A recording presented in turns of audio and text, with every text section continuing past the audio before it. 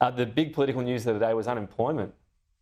Got to be pretty impressed. Is this the soft economic landing that people doubted Labor could achieve? Well, it's always good when people get a job, but you don't understand why they're getting a job. Is because they're doing it tough. This government has taken, since they've been in office, $153 a week out of their pockets, and the best they're going to put back into it is $15 in July. People are doing it tough, and they have to go back to work to pay this cost of living crisis that's been created right here in this place here in Canberra through the economic management and the policies that they've led, whether that be around energy, whether that be around what we're seeing, particularly in food prices. Inflation is sticky, and this is really about the story of Australians doing it tough out there and having to make real decisions to get back to work. And do you think this means it's less likely we'll see rate cuts this year?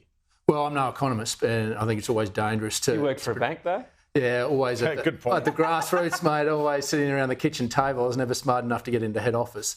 But let me just... I think it's dangerous to make those predictions. But obviously, if we're seeing unemployment where it is at the moment, it's going to be harder for the Reserve Bank to make that decision to reduce interest rates. And when you look at what's happening with migration, you look at the pressures that's coming in this economy, you're looking at real pressures coming on families. I think you even saw in Question Time today, the Treasurer actually putting out there that he's floating that this is going to get harder and that unemployment, in fact, will go up. Here in his answer, he was trying to soften Australians up that this may not, we're going to take our win. It's taking a while, though, isn't it? Well, it is, but I think that's because of the pressures that are out there at the moment. People are under real pressure. They're making real decisions. But it still means there's a job out there for them to go and get. You kind of imply that people were sitting there idly for years and they're like, oh, we do need another job, let's go grab one. Well, they're forced to go back because they're making real decisions at the supermarket. That's how granular this cost of living crisis has got. I've spoken to families that are sitting there in the fresh food aisle, putting fresh produce back on the shelf because they simply can't afford it. And they're making decisions that instead of staying home with the kids, they're going back to work because the mortgage is high, electricity is high, and they can't afford the food bills. That's the reality of what a government should understand is actually happening out there. And if you're in touch with them, you'd understand that Australians are doing it tough and you can pull the levers without flooding the economy with more money, but have common sense solutions to many of the problems that is driving inflation and keeping inflation higher. Back on migration, part of the factor driving that number out today is international students. Do you think if you got into government, would you like to cap the number? Should there be a limit on how many we let in? Well, we're going to look at this through the lens after the next budget, and Dan Teen's putting that together. Now, the government continues to articulate that we wanted all these numbers, and that was before COVID. You've got to understand, before COVID, we did stop much of the migration, not only in terms of students, but permanent migration, because there was a health pandemic, and we had to make those tough decisions. Now, straight after that, there needed to be a recalibration, but this government has let it get out of control. You'll put a figure on it heading into the next election of how many we should let in. And we'll work through every level of that, whether that be students, but also about making sure what we are saying to the rest of the world. We're giving those people around the world the greatest gift anyone in the world can get is a pathway to citizenship in this country. So why wouldn't we pick the best and brightest that we need and particularly make sure it's the skills base that we need? When this government has even said that, well, we're not interested in bringing in tradies, and we've got a housing crisis, but yeah, they're pouring in millions of people into this country and we've got nowhere to house them, but we haven't got the tradies to build the actual homes to do it. Where's the common sense in that? Well, can I ask about nuclear energy? The suggestion is you're going to name 5 or 6 sites. Is that risky, going that specific, rather than just going with a policy to lift the moratorium? No, you've got to be honest with the Australian people. We're going to have an energy debate about not one that's on a concentrated level of putting all our energy eggs in one basket of renewable energy, 82% by 2030 and then beyond. That's dangerous because you're also going to add 28,000 kilometres of new transmission lines. Look what happened in Victoria just before Christmas. You increase the vulnerability of our grid.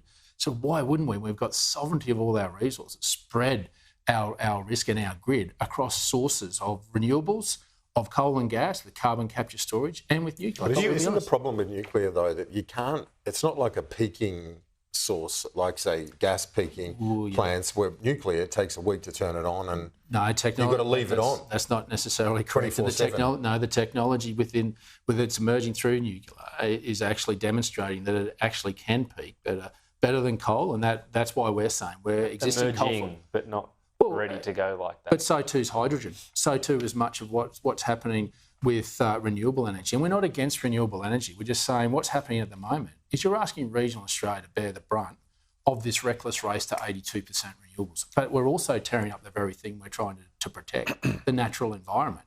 And we're taking away our food security by taking away prime agricultural land. And we're putting up 28,000 kilometres new transmission lines. Now, there's a mix with renewables. There needs to be a mix and a sensible conversation about why wouldn't we look at nuclear energy when most other countries around the world are embracing this. Do you accept that this is risky, though? If they mount a fear campaign, you could lose the election on this. Well, you've got to stand for something. And when we're seeing this country going down a pathway of having an energy policy that is concentrated around renewables without spreading the risk. Now, I'm not an educated man, but in grade 8, they taught me about concentration risk.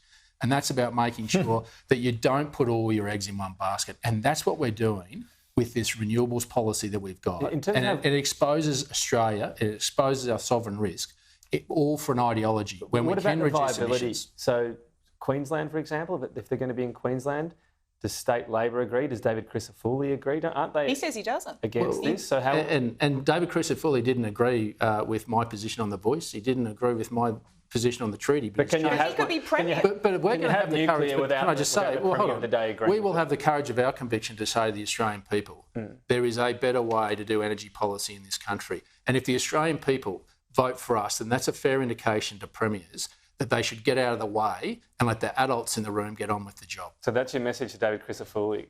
Well, I've been convicted on this for some time. The Nationals led this debate many, many years ago. I'm not afraid of the courage of my conviction to go forward and go to the Australian people about how we could have an energy mix that isn't concentrated. But it's fair to say he'd have to change his mind if he's Premier of the day. Well, we'll be able to convince him by the Australian people backing the energy policy that we take the next election. That's what Peter Dutton and I, what you see is what you'll get out of us. We are not going to hide anything. We're going to be upfront.